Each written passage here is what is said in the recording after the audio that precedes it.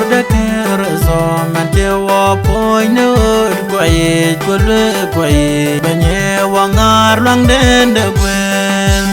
yu ku tin nin boten bi ke tie e yum de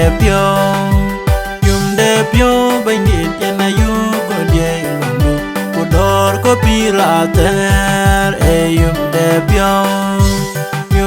pyo banye na yu ko die landu ku dor ko pirater Why mi ken ya ling tok Why mier wo wa da kenyo ku mier wo rut be guru mi ra chu du lan de we du kun de di kwang e yum de pyo bai ni ya na yu ko de lu ku dor ko pirater e yum de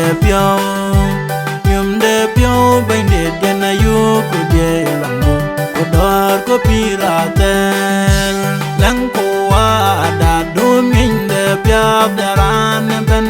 pir de wo pa do ke ye ku pir de dia pa do ke ye wo ya mi ker e yum de pyo bai ni ya na yu ko de lu ku dor ko pirater e yum de pyo bai ni ya na yu ko de lu ku dor ko pirater yang di la jegin lej